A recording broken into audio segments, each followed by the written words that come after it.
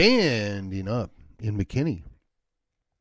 This is According to Callus, episode 717, coming to you on the 29th of January, the year of our Lord 2025. Today's episode is To Die or Not to Die. Although the spelling is DEI, not DIE. So, little play on words there. If you are intrigued, stick around. Before we get in there, let me remind you the biggest thing that you can do for me, the only thing I ask for, is to like, share, subscribe, follow this here program. Join me on the social media of your choice. Follow me or add me to your podcast list, whatever you choose to use. I'm currently hosted on Podbean. However, you can find me on the Apple iTunes, the Google Store, and Spotify, and various other podcatchers out there. I'm also found, my page, my group, over at Facebook, According to Callus, and you can find me over at Gab, where I'm a pro. I still drop in at MeWe and make my posts there, and occasionally I'll drop in on Twitter. So, on with the program. All right, this is an exercise of the old adage, you may not care about politics, but politics cares about you. That's right, folks. You can choose to ignore this stuff. You can choose to dismiss it, say it doesn't matter or it doesn't affect you, but I will assure you that it will intersect with you in your life, whether you want it to or not. So you best be aware and prepared. So let's take a moment. DEI, it stands for diversity, equity, and inclusion, or if you prefer, my version of it is diversion, exclusion, and inversion. In theory, they're trying to sell us on the notion that we cannot be truly free and equal unless essentially we penalize people that are successful or were previously successful because they had some kind of privilege. Now, if you want to draw this out to its furthest inconsistent logical conclusion here, basically, guys like me just need to wither away and blow away in the dust. That's what it boils down to. You know, a heterosexual, cisgendered, white dude who's also middle class and middle-aged does not need to exist. That's almost the starting point. Now, overlooking that, for the purpose of this discussion, let's delve into what exactly we're looking at. So, as you might be aware, the president issued a series of executive orders, which is ruled by fiat, right? The elected king, basically instructing federal agencies to do X, Y, and Z. I'm not going to go into specifics because it really doesn't matter. But one of the things that he highly targeted was the DEI initiatives, the racial preference initiatives, the, unbalancing of merit. Now, whether you believe that's fair or not, for the purpose of this discussion, really doesn't matter. Whether you believe it's appropriate, again, for the purpose of this discussion, really doesn't matter. Whether you think that guys like me at some point in the past, whether it was recent or distant, benefited by our genetics, again, for the purpose of this discussion, doesn't really matter. What we're dealing with is the here and the now. We are going to great lengths, or we previously have been going to great lengths, to penalize the average normal person and benefiting, quite frankly, people that otherwise wouldn't have benefited. You can read into that whatever you want, but I believe there's a specific reason why middle-intelligent, middle-aged white guys suddenly become interested in cross-dressing, or suddenly are gender confused, or suddenly whatever, or suddenly decide that they don't like women anymore. I don't know how else to explain it, but you got to wonder. Okay, so again, setting aside the let's call it the less interesting aspects of this. I'm going to kick that to the side as well. We're going to strictly focus, for the purpose of the discussion, the claim that was put out that the executive orders were going to eliminate certain things within the military and the history books. Namely, the Tuskegee, wow, let's get that right, Stephen. Tuskegee Airmen and the lady pilots in World War II. Okay, so first of all, for the sake of argument, I'm going to say, yeah, those were eliminated. I don't know if that's true or not. It's not relevant with where I'm going to go. But for just the sake of argument, I'm going to give it to you.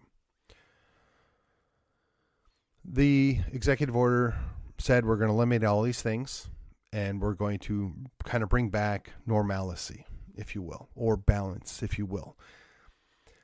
So if they eliminated any references to the Tuskegee Airmen or to the lady pilots of World War II, I would call that malicious compliance.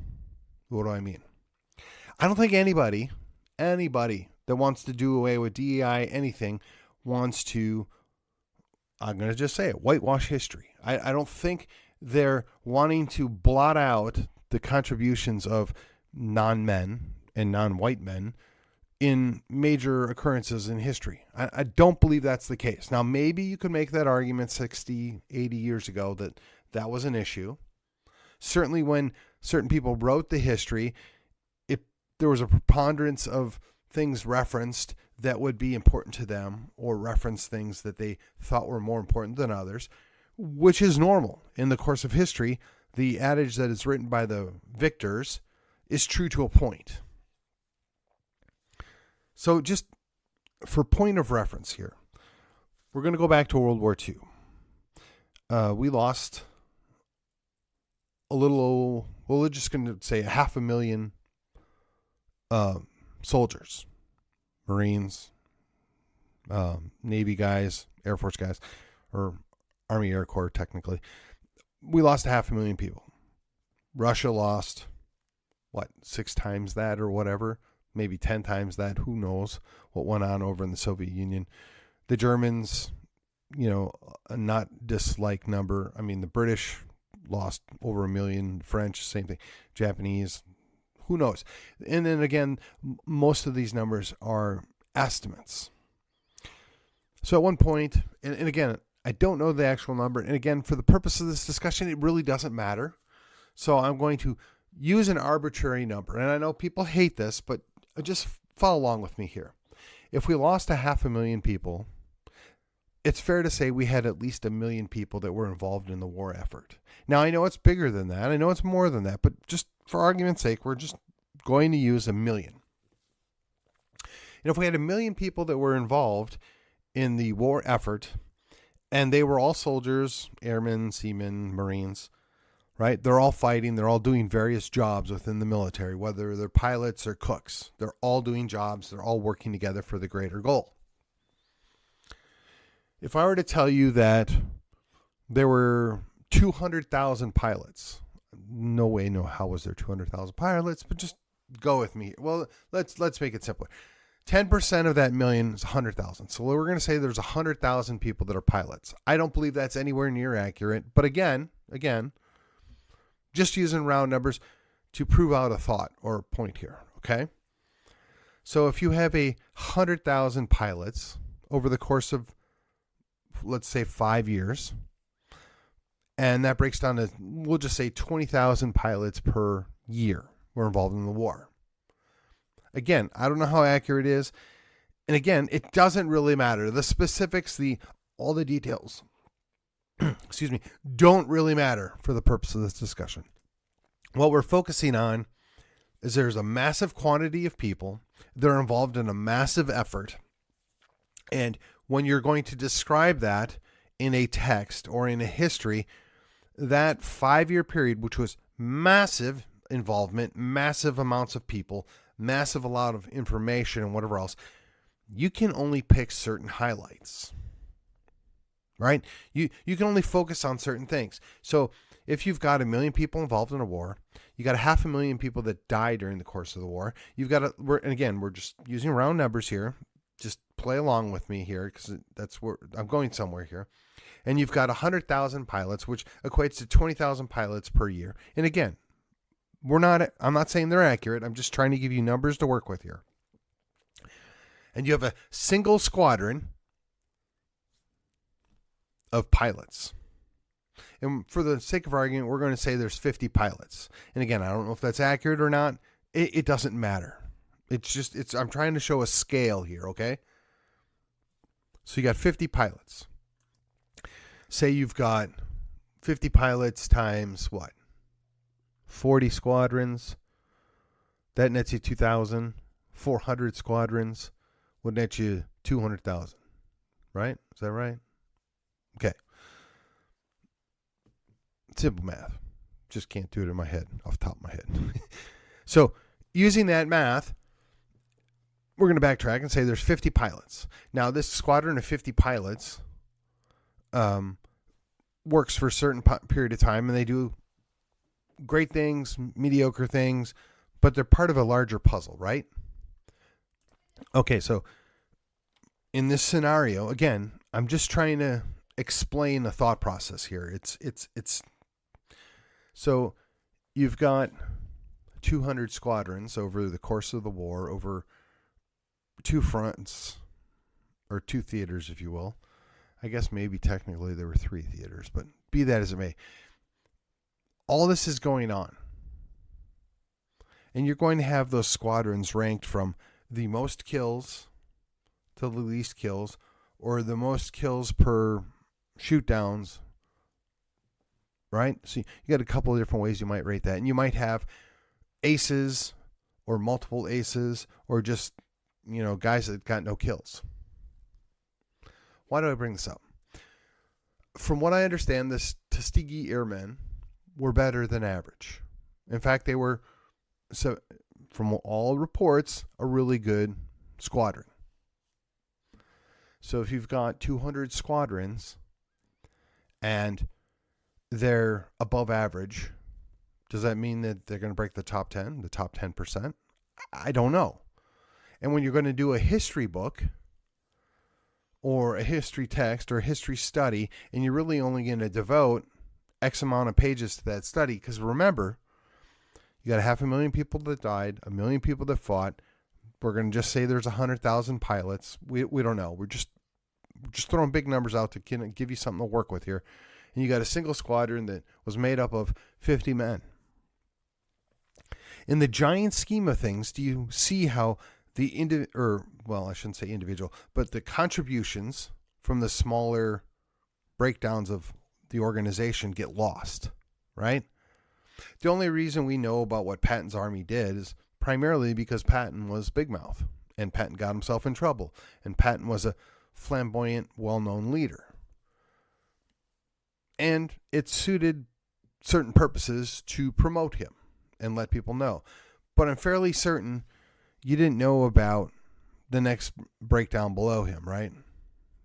And again, I'm not Army, so I'm going to probably get this wrong. So just give me a little grace here. So we're going to say he's the leader of a corps, and then you got a brigade underneath him. How many of those brigade commanders have you heard of? How many do you know about? I'm going to say probably none.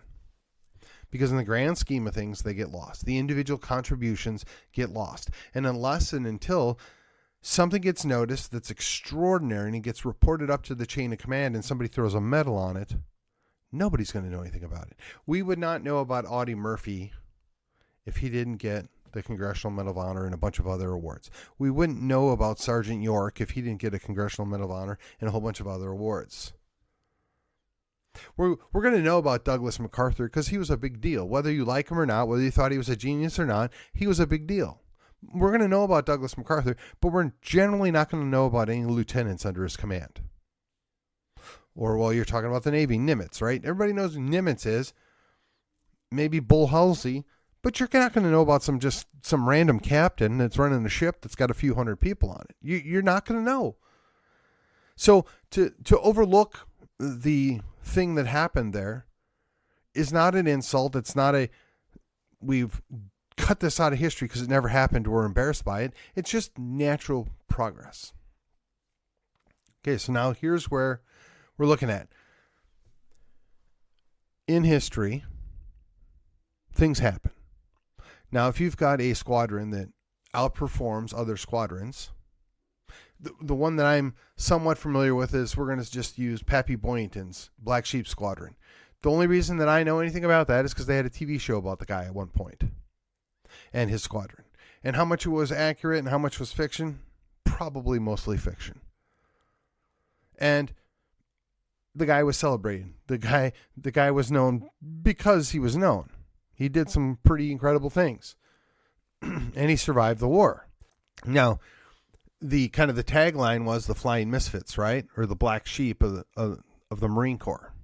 How much of that's true? I don't know. How much it was played up for an angle? I don't know.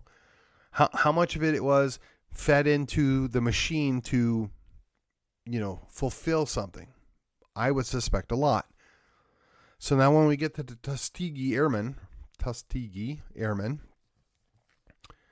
most people knew nothing about them, which is completely normal. Now, I imagine there were some authors, some investigators, some historians, and keep in mind, I am a history major, so this stuff is interesting to me.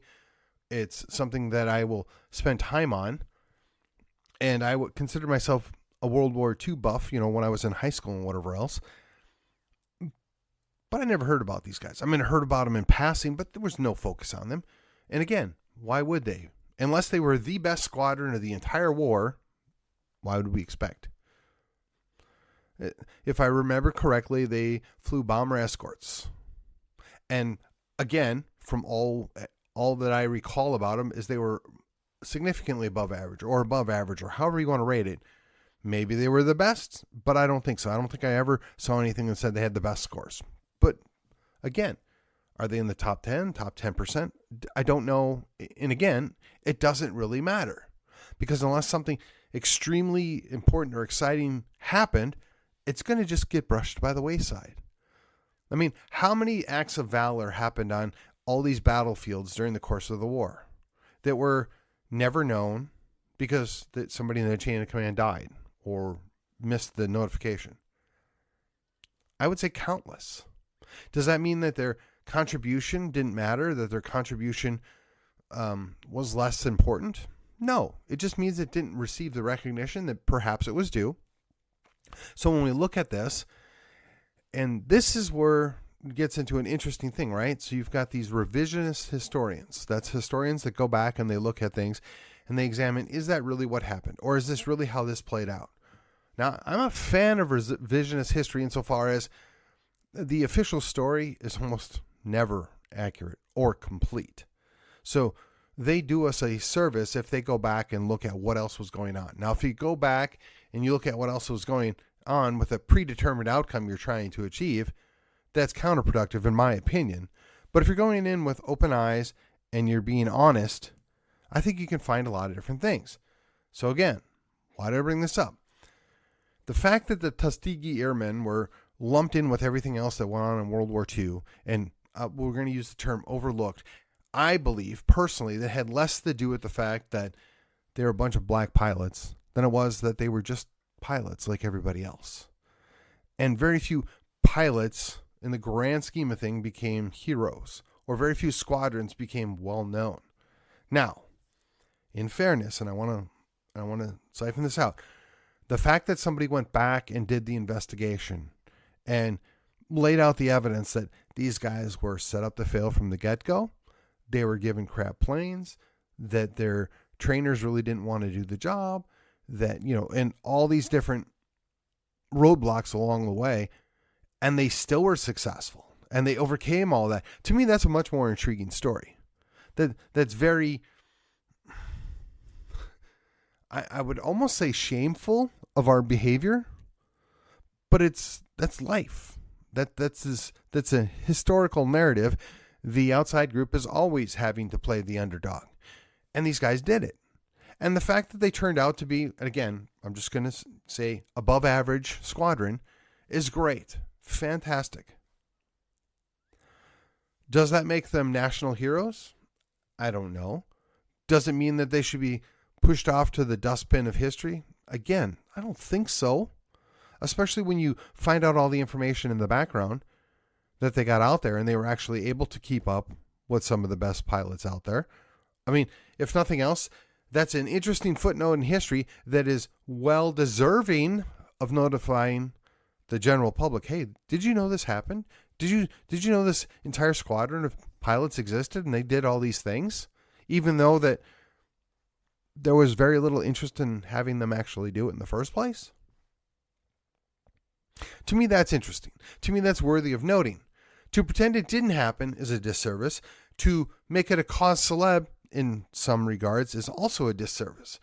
To just say that, hey, much like other people who wanted to serve in World War II faced obstacles, this group of men, black men no less, faced not only the normal obstacles, but additional obstacles. Because, let's face it, the Army was not super enthusiastic about this. They didn't necessarily want this. In fact, the reason that they had their own separate squadron was because they didn't want them flying with white guys. I mean, I'm sure somebody can give a more nuanced, subtle answer, but when it boils down to it, just call it as you see it, right? But they still went out there and they still did it. But the bigger question is why? What would be their motivation? And that's something that interests me.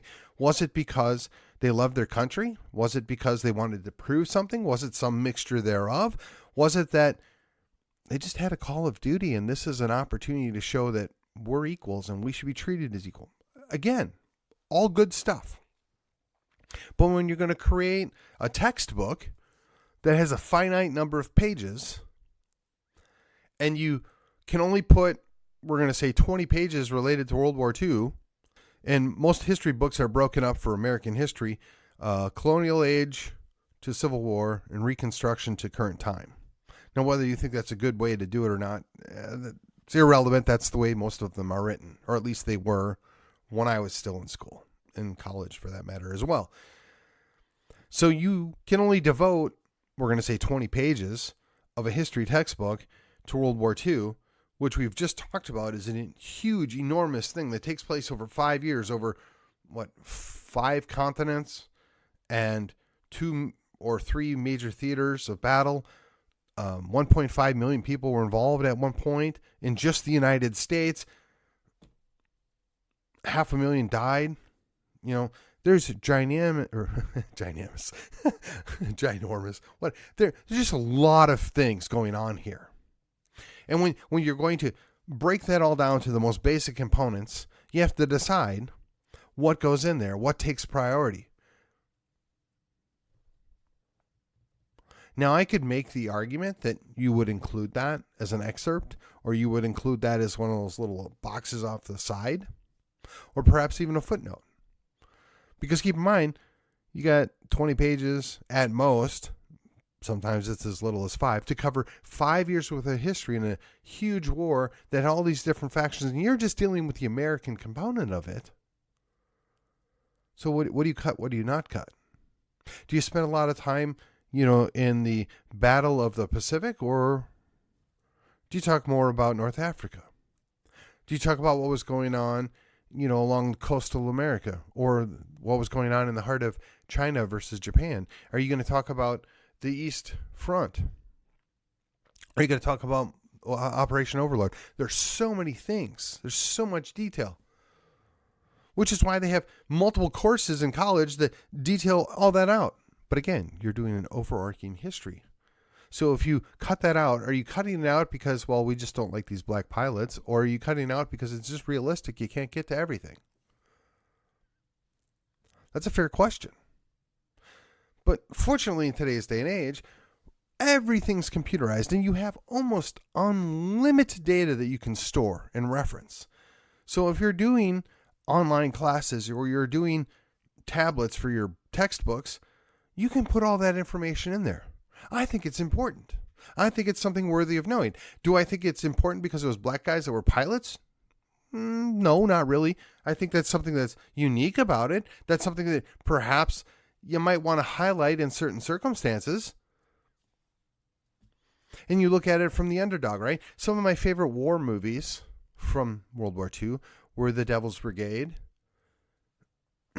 and The Dirty Dozen.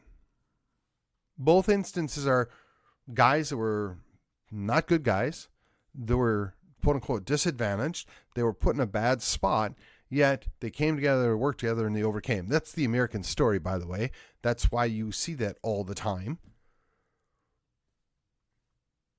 So when you talk about women pilots in World War II, now, whether you agree with the policy or not, the general idea is they flew supply missions or mail missions or something along those lines. They did not do combat flying. Now, if you talk to anybody that's served in the Army or the Marines, they love their supply people because that's where their food comes from. That's where their new ammunition comes from. That's where everything that they need while they're out in the field comes from. I mean, even in the Navy, nobody gets mad at the supply guy. That's just a bad idea. Now, I don't know about the Air Force because, they're their own little world there. But you look down on supply because they're not fighting. The average person does. But the military, we know. We'll give them grief because they're our brothers. We give them grief because they're our brothers in arms and, well, you're not doing what I do and what I do is more important than what you do, that kind of thing. But at the end of the day, everybody understands that the Army can't move if they don't have their supplies and they don't have their food. They can't function if they don't have bullets. Same could be said about the Navy. You can't go anywhere without your fuel. A pilot's no good without his JP5, right? So, again, most things within the military are interrelated, interconnected, and wholly dependent upon each other to function. So if you take one or two things out and hold them up as an example, fine. But you can't cover everything all the time. But again, fortunately, digital world, everything can be stored. You have oodles of information. And if you put your footnotes and you put your references and you can go in, and if a student's interested in that, they can go down that trail and they can see all these information things. And you can see the importance of the contributions of the lady pilots in World War II, the Women's Air Corps, WACS, and then there were WAVES, the Women's Auxiliary Veteran Service, something like that. I don't know. Volunteer service. For one, I would love to tell you that all the military should be men all the time. They can do all that grunt work, bad work, because we value our women and want to keep them at home and protect them. I would love to tell you that. That's not the modern world we live in today. That's not the world that, quite frankly, a lot of women want anyway. Whether you agree with it or not, that's not the world we live in. But again, you can't dust it off into the obscurity. They happened. But just the fact that you mention it does not make it DEI. The way that DEI has been played is nothing else matters but what those specific groups that we're highlighting did. Now, you can claim that's not what happens. You can claim that's not the intent.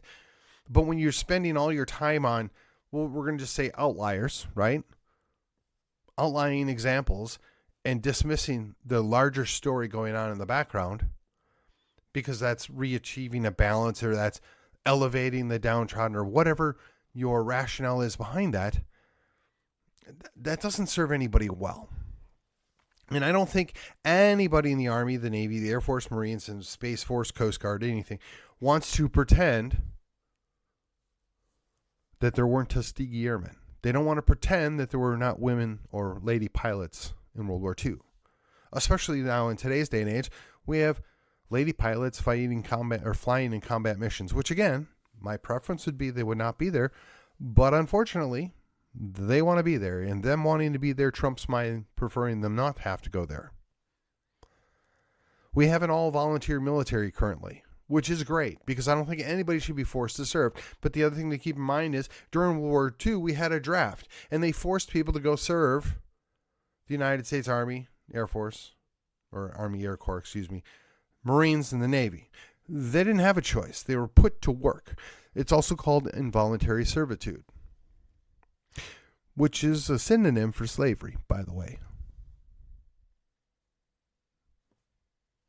So if we're going to talk about our history, we have to be fair and open-minded. We have to accept there's bad things that we've done. There's bad things that we've tolerated. There's bad things that we encouraged. And by bad, I'm using the presentism of today to look back and say, from our vantage point of 2025, that we should have never done that. That was terrible. That's a bad way to treat things when you're referencing something in the past. If you go back to the past and you're going to judge it, you need to judge it by their own standards back then. Now, that makes a lot of people uncomfortable. It does. And I guess to a degree, rightfully so. I would be very upset if I were to run across somebody in 2025 that thought you ought to segregate black guys into their own units. I'd be very disappointed if anybody thought that it was a good idea to round out Japanese people, or if you prefer, Chinese people, and put them in internment camps because we're afraid that somebody that's loosely related to them, going back 2 generations, might invade the mainland of the United States. Likewise, I would be very disappointed to find out that, well, we want to go hunt down Indians, or if you prefer, Native Americans, because at one point in time, their tribe did something to our people. I would be very saddened to know that we wanted to go chase down the Huguenots because we don't agree with what their religious values are. Likewise, I don't wish to live in the idea where somebody in 2025 thought it was a good idea that we should go burn people at the stake to determine whether or not they're good Christians according to the Catholic Church, or whether or not they're witches as determined by some Protestants in the Northeast. I don't think any of those are good ideas. I'm glad that in 2025 we can say uncategorically that those are bad things. We shouldn't have done them. We've learned from them. We don't do those things now. But if you go back to the time period where most of these things were happening, indeed, if you go back to the thing that apparently was the original sin of America, slavery, we have to go back and ask ourselves, well, where did they come from in the first place? Most of them Africa. Well, how did we get those slaves from Africa to North and South and Central America? Well, they were put on ships. Okay, but who collected them? Oh, that's right. It was other Africans, and in some cases Arabs, that went inland, collected them up, and brought them. Do you really think that a single or perhaps even a couple of ships worth of sailors can show up and go properly subjugate thousands of people that are ashore? Do you think that's a plausible answer what happened? I don't. So if we're going to implicate and punish people for something that happened 400 years ago, we should punish all the people involved in that situation. We shouldn't just single out one group of people, because everybody got what they wanted out of that scenario. Except for the slaves, by the way, because, nobody's concerned back then about what they think. Now we do. Now we want to pay penance for things that we had nothing to do with. Perhaps we ought to be thinking, should those tribes that still perhaps exist in Africa give the money back to the people that they sold off? Or perhaps some of the Arabs in North Africa, should they have to cough up money to give back to the people that they sold off to Brazil? I mean, let's not forget the slave traders did pay for them. So the people in the continent of Africa got their cash, money, gold, silver, whatever, and in return they got somebody's life. Which, again, in 2025, we can obviously say, that's wrong, that's terrible, we should have never done that in the first place. But back then, it was completely normal. Everybody did it. It was understood. I mean, if you want to go further back, let's look at all the Irish and the Spanish that were subjugated and put into slavery. Whether it was by the Turks or the Barbary pirates, it doesn't really matter. It's been with us forever. It's still not gone away. When they talk about human trafficking, they're essentially talking about slavery. But we all agree it's bad, right? Well, we all know this is a terrible thing. There's nothing DEI about this. This is just we understand that these things aren't acceptable. Then in 2025, we know better. But in 2025, if we know better, then why are we having to rewrite history books to elevate one group over another, to punish somebody else for something that happened in the past? Again, history should be a collection of things that happened in the past, perhaps in story form if that makes you more comfortable, but everything should be there, warts and all. Everything that you did was bad, everything that you did was theoretically neutral, and everything that you did is good. It should all be in the story. I mean, if you want to look back at the history of the British, they did some pretty terrible things. The Americans are the same. The Germans are the same. The Chinese are the same. The Mongolians are the same. The Vietnamese are the same. Half a dozen tribes in Africa are the same. We all go after people we don't like. We all try to get one up on them. We all subjugate other people over time. We say that we don't do that now. We say we're better than that now. But these same folks in 2025, they actually do favor slavery. Oh, it's a different form. It's called taxation. They do want involuntary servitude. That's right, because you have to give up 30% of whatever you made because you have a job. And if you're rich, well, it might need to be more because, that's your fair share. So when they say that they know better and they say they're trying to correct the problems of the past and their presentism that they have right now, just keep in mind the very thing that they decry, they advocate. So when we talk about DEI, we're looking at something that's misunderstood, I believe, by both sides. I don't think that the people that are pro-revisionism, the people that want to understand some of these things that happen that were generally overlooked, I think they want to know, and they don't actually believe that there was any malice involved. Most of them. They've been told and taught that it's malice. They've been told and taught that it's about keeping people down. But I think most young people realize that I'm not sure that's true. But on the flip side of that, if you're, pushing back on that, you have to acknowledge that things happened that, quite frankly, are embarrassed. You have to acknowledge that there are things that make you uncomfortable. But you can't be afraid. You have to embrace it. You have to understand what happened. Again, warts and all. There's something about providing a balance, understanding that there's more to a story than what you think you know. Which is why when I was glossing over all those numbers in the beginning, if you would have asked me 25 or 30 years ago, I probably could have given you those numbers. I probably would have had them fresh in the memory that I would have been accurate within 5%. I'm just saying. You're asking 50-plus-year-old Stephen, who hasn't really spent a lot of time talking or thinking about World War II in over 30 years at this point. I don't remember that stuff. I wish I did, but I get the general idea. I generally understand what's going on. But the bigger thing at play here is when you're discussing these things, when you're trying to make right, when you're trying to present history that happened, warts and all, right? When you're trying to put the whole story out there, the grand scheme of everything, and understand that nobody's innocent. And even though we might determine them guilty by 2025 standards, in 1490, in 1560, in 1785, and 1836, and in 1860, there was entirely different standards which people lived by, and that they understood what was right and what was wrong, and they fought over those, and they argued about these things. There would not be a United States if somebody along the way hadn't said, you know what, people have individual rights. There are rights common to men because of the fact that we were created in the image of God. None of that would exist. But here we are. So again, if you can't look at the balance and you're not even-handed about this, you got to be very, very careful in one aspect. Who chooses?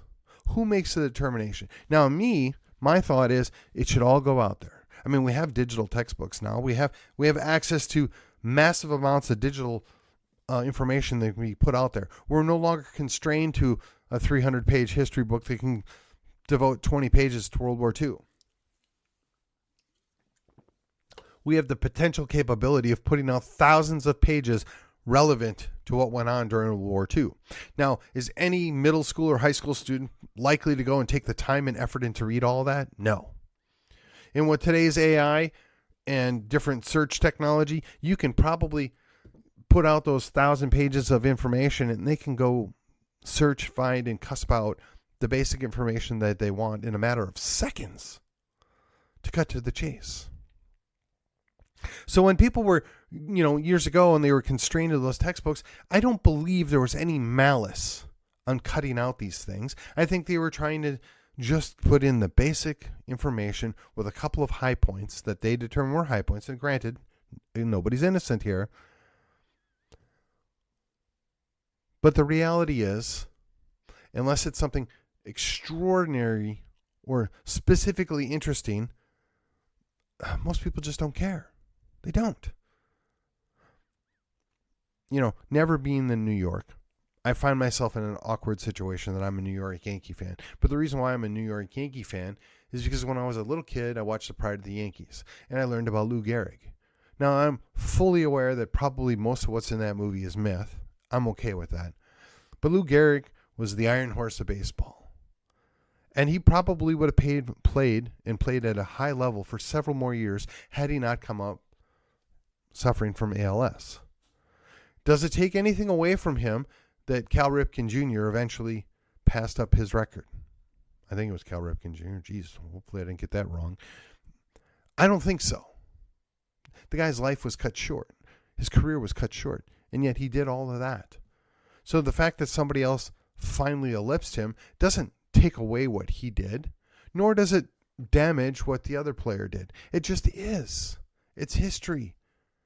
There's different things going on. There's different reasons why things happen.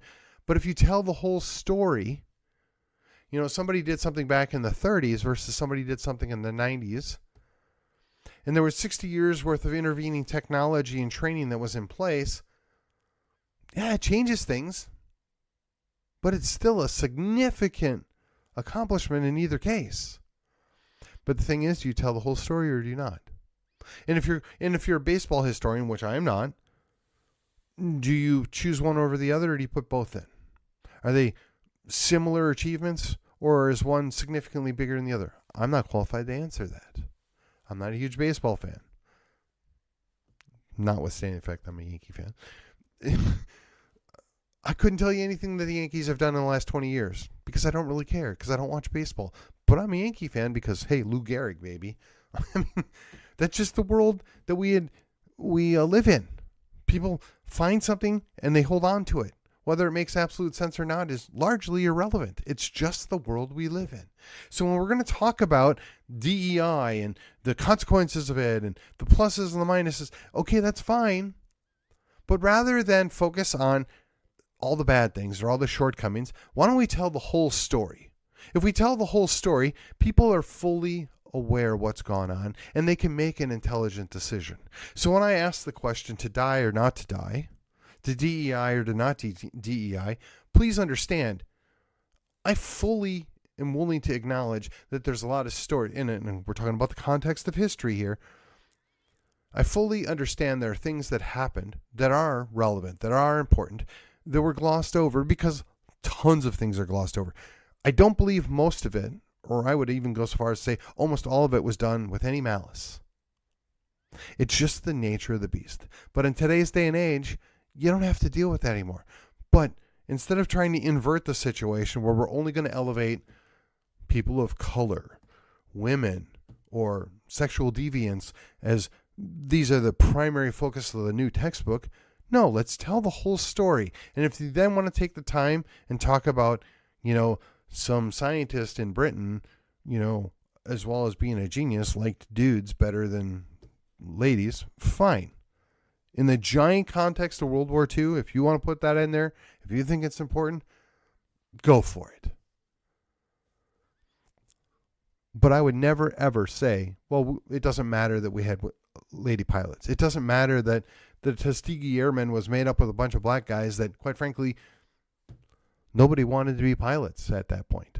And when I say nobody, I don't mean nobody, period. I just mean, as a general rule, there was not a lot of interest in it.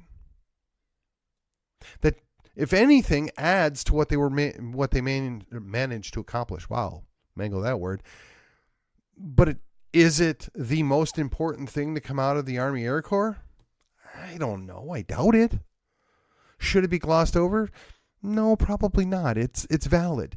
So if we're going to get all bent out of shape about DEI being reversed and all this stuff needs to go away, no, I'm not saying that. Absolutely not. It should all be there. We need to know what we're talking about. We need to be honest about what we're trying to accomplish. And in many ways, DEI comes across with a inversion of the world that we live in. If it's male, it's stale. If it's white, it's wrong. Right? If it's straight, hit the gate. That's the world that we're having foisted upon us. Now, maybe, just maybe, with the Donald in charge, this stuff will revert, but it won't go crazy the other way. Perhaps somebody will pause and say, you know what? Those are very interesting stories. There were some very interesting and influential things that happened outside of the scope of what is the norm. We ought to include those as well. We ought to remember what they are. Now, whether or not that means we're going to revert back to the reconciliatory naming of the Army bases or put back up the statues, I don't know. I just don't know. I don't know if it's a battle worth fighting a second time. We should have never fought it in the first place. But that's where we're at right now. And the question is, what are you going to do? Do you continue to fight over something that has kind of already gone off in the pasture? I don't know. Myself, I don't think we did ourselves any favors by doing what we've done over the last 4 or 5 years. I don't think there's really been anything of any substance that's been a net positive to come out of the last 4 or 5 years. But here we are. We have an opportunity to right the ship, but are we going to do it well? Are we going to do it right? Are we going to make it sustainable long term where everybody understands exactly what's going on? Now, it is my hope that the less progressive Northeast Democrat from the 1940s or whatever that got elected to be president under the Republican banner is going to be able to lead the way back to balance. It is my hope that the progressive Robert F. Kennedy Jr., who is a naturalist, who is a guy that cares about fitness and cares about healthiness, is going to be able to fight the good fight to reconsider what exactly are we feeding ourselves and what exactly are we treating in our children and our adults. It is my hope, it is my sincere desire that the Director of National Intelligence, though she came out of the Democrat Party, though she is probably far more left than I am, also realizes that all this unwarranted searches and all these we'll just say aggressive investigations into people's backgrounds and lives is not about security. It's about control.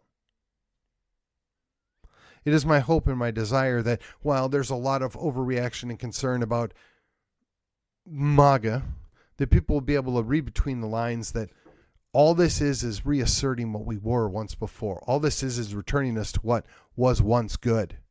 Not saying it was necessarily great, because let's face it, back in the 1940s, it kind of sucked to be certain people. We don't want to go back to that, but on the flip side, we don't want to go down a totalitarian rabbit hole. We can do better. We should do better. So let's work towards it. And with that, this has been According to Callus, and I will see you on the other side. Wanted. Young men to rebuild Western civilization. Must be unafraid of pain, blisters, intellectual rigor, and a lifetime of long shifts with swords and shovels, digging ditches, repelling invaders, and reading stacks of books taller than their fathers. Must be impervious to manipulative women of all sorts, giggling virgins, cyber skanks, and even full cauldrons of Karens or hand-wringing clergy, but always seeking to hear and heed the words of Lady Wisdom. Immune to the leadership of hypocrites and LARPing online masculinitats, unaffected by abusive authorities, petty professors, and all brokers of official respectability. willing to hoist the Jolly Roger and Johnny Cash's favorite finger whenever faced with idolatry. Long-suffering joy and determination required. Must be willing to dwell among the tombs and graves of the long dead, seeking truths that cannot die. Exhaustion guaranteed. Conflict guaranteed. Mortality guaranteed. New St. Andrews College. Liberal arts for the undaunted.